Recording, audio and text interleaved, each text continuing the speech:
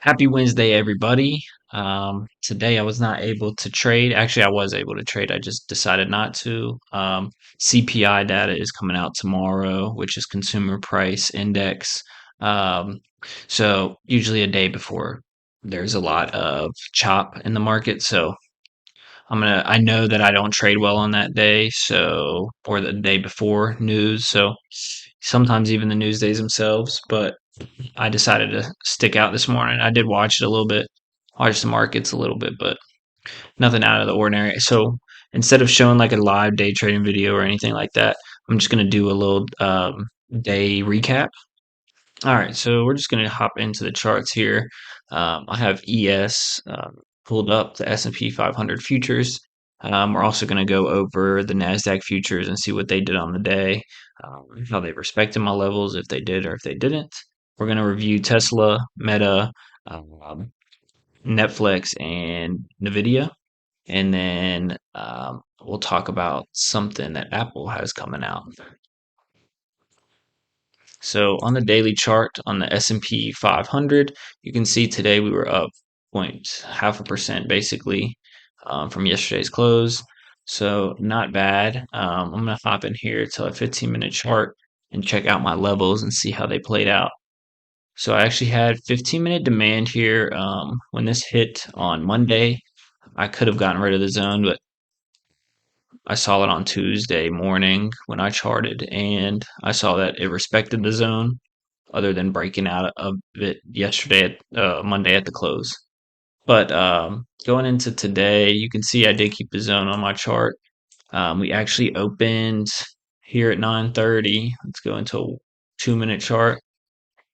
So in the first 2 minutes, the S&P 500 was able to rally out of this. So yesterday we opened below it, rallied into it, above it. Um, I guess there's some resistance up there as well on top of this little zone here, and was able to chop around in it yesterday. Today we opened up right at it, basically inside of it. Buyers pushed it up in the first minute or two. We got the move out of that zone. Targeting the next supply zone would have been 48.19, a 4-hour zone that I have on here. So you can see price came back down around 10 o'clock, 9:55 to 10:05, basically came back into the zone, retested it. This offered an opportunity to get long, as you can see. It respected on these dips, and price was able to rally here toward the end of the day. So a good day overall for the S&P 500. Let's go ahead and jump into NASDAQ. Okay, so this zone I did see earlier today. I saw it after this initial down move, so I went ahead and marked it when I just glanced at the charts for a few minutes earlier. But I wasn't here for any of this, so it looks like we broke out of this 30-minute zone. I'll show you guys how we got this 30-minute zone. So this was a previous all-time high. Yesterday we were able to come out of that previous all-time high. And if we go to a daily chart, we can see this is the high I'm referring to. Recently, we just broke out into new highs up here. Um, but if we stay in a 15-minute chart, yesterday we broke. Monday we tried to break above it. Tuesday morning we opened below it, found some buyers, created some demand zones. Was able to close inside of it yesterday here on this candle. And then today we opened up above this 1 hour zone. So this 1 hour zone was supply, as you can see here. It failed. Actually, it honestly didn't fail. It failed here, but it didn't really touch the zone. So I can go in and delete this. What I'll do later is do a live stream. I'll do charting as well. So I'm not going to chart or anything on this. We had a 30-minute zone that was created intraday this morning around what 5 a.m. Yeah.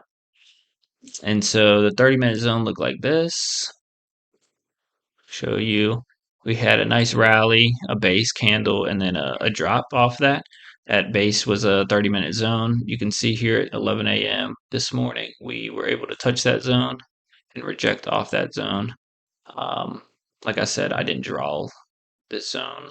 I didn't have it drawn before this price touched here. I walked away for the rest of the day, and then you can see we broke out of that zone here. Sellers brought it down, tried to trap, actually got trapped, and then buyers pushed it up. Nothing really aggressive because of the news coming out tomorrow. Just a steady grind up all day today. And then you can see later on in the day we dropped down around 2 o'clock, 2:30, and buyers held the zone and pushed the price higher. All right, now we're going to hop into a Tesla review here. Tesla's just been chopping around. Like, it honestly, to me, looks like buyers are buying this up, but I wouldn't be surprised to see a nice flush either into this 225 zone to close this gap. Um, I don't know. We also have a gap up here too that hasn't been touched, I guess. But you can see if we go to the daily chart, Tesla's down 0.5% today, so it really didn't follow the overall market.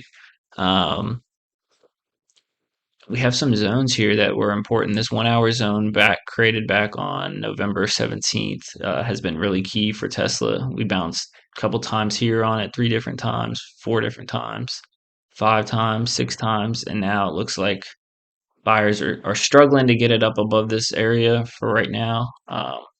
But if they come in and with volume, then this thing can get going again up into the 250 area again. Um, we did have a nice supply rejection here Monday to Tuesday on this 90-minute supply. Um, and then I can go ahead and remove this zone, which I'll do later. But you can see we opened below the zone again. Yesterday, I took a trade basically in the middle of the zone, targeting down here. I was able to get out, I think, on this first drop. And today, we basically did the same thing as yesterday. So that's yesterday's price action, a lot bigger candles in the morning. This is today's. Next, we're going to go into Meta. Meta had a nice rally today. Oh my gosh. We were able to get over this 4 hour zone here. That's pretty nice. So if we go into 5 minute chart, we can see this strong push off of Meta this morning with 500,000 in volume on in 10 minutes. So 10-15 minutes. Which was the majority of the move, 360 all the way to 366, a $6 move, an additional, yeah, $6 move here. So it had some more juice left in the tank today. As you can see, Meta's going to recent all-time highs, up here at 384.33, created back in, what is that? Yeah, August of 2021. So it's been almost 3 years, 2.5 years. So Meta, I think, can get up there. I mean, the AI and Oculus and everything coming out with Apple's thing, I think we'll have some sort of crazy movement on this stock coming in a few weeks. Um, but that thing broke over. So if we go into a 1 minute chart, we could see we opened up right at this inside of this 4 hour zone here. Uh, we- Buyers tried to push it up in the first minute here and then got rejected. Sellers came in, um, probably got trapped there. Definitely got trapped, whoever was selling here, and then got pushed out. Causing more buying pressure and shorts covering, fueling that move higher. But wow, what a crazy move! It didn't really have any, it didn't come out of the zone, come back and retest the zone, and drive off again. It just kind of drove off uh, without stopping. Next, we have Netflix.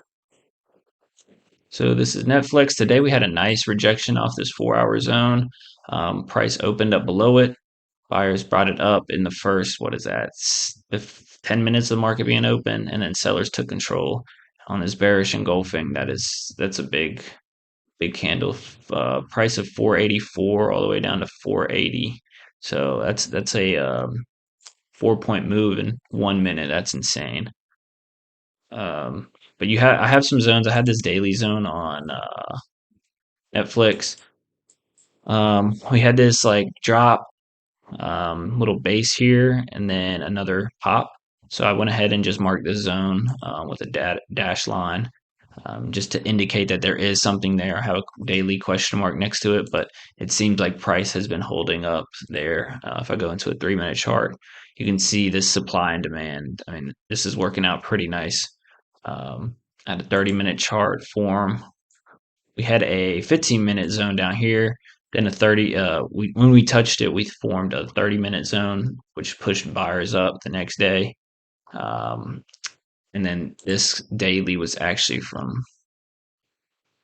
uh, this day here on Friday last week. So these zones are working out pretty nicely. Shout out to Carmine and Dylan. Go check them out. All right, so Nvidia is the last stock here I wanted to review. Nvidia's just been on a complete tear since Monday morning when they came out with Did they have earnings? Was it earnings or was it just a? No, I don't know what it was. Honestly, I think they just came out with news stating that they were making chips for the China market, or mass producing more chips for them.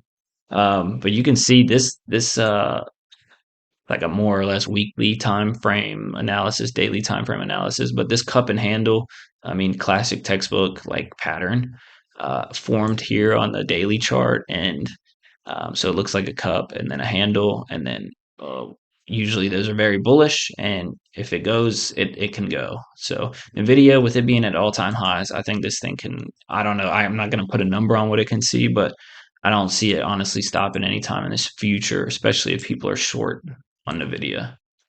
Um, but it's all based on supply and demand. We'll see if any bad news articles or anything like that news can move this stock up or down or something crazy. I'm sure it can, stating that it just had a what is that 10% move in 3 days. That's crazy. But zones are respecting. Yesterday, I had an opportunity to get long here on this 30-minute zone when price was dang near $517, and then just rallied. If we hop into that, that's more of a yesterday review, but we had a zone form today as well. Um, Honestly, don't know if it's going to ever hit it. If it does, see, but in the short term, it might just keep going and making all time highs. We had this 30-minute zone perfectly from Monday's end of session for this nice rally here. Um, And on Tuesday morning, we opened up here at $525, came down into the zone literally in 1 minute. Um, Buyers took immediate control and was able to chop it around and then make new highs on the day and just continue off to all time highs. Crazy, crazy stock. All right, so the last thing I want to get into is talking about the Apple Vision Pros coming out February 2nd. These things look incredible. Uh, I have an Oculus, and I don't know. I for some reason I like want the Apple Vision Pros, and they seem amazing. I don't really review Apple or anything. I do have some random levels on it, but we can go ahead and create a new drawing set and then look at it from a daily time frame. I honestly think this thing could get going. It has a big gap here. Um, so I don't know. I think my mindset behind it is if there's hype in the markets about this, and if it does well when it releases, I think this thing could potentially affect their future earnings like crazy. We also had a gap here kind of previous, like, so price dropped from this gap, had a overnight gap here that it never filled, and then when price came back into the zone, it just rejected straight back off it. Looks kind of like the same setup as what's going on over here. um, but I don't know. It's weird. The weird thing is it's in like the same spot too. So if I went ahead and extended this to 2024, it's like basically in the same area. So that's very interesting to note. I don't really trade Apple. I think it moves too slow. But when it can get moving, it really can make incredible profits on the option side of things. So I'm interested to see how the Apple Vision Pros are going to do, and who's interested in buying them. If you're interested in buying an Apple Vision Pro or anything like that, if you're thinking about it, or if you have any questions or anything like that, comment down below, and we can talk about that. a big opportunity, I think, for them. Just like when Tesla was a thing, like when Tesla was a big thing in 2020, 2021, and 22, like Apple they're making a car too, right? Like, I don't know. So they might be onto something here, and this might just be a huge dip buy, um, considering that it's about 10% off the highs, all time highs. I think that's all time high. Yeah, so it might be a good dip buy. But that's all I have for today's review of the stock market.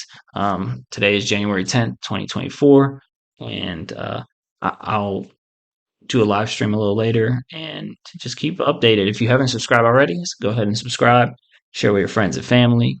I hope y'all have a good day. Thank you very much for watching.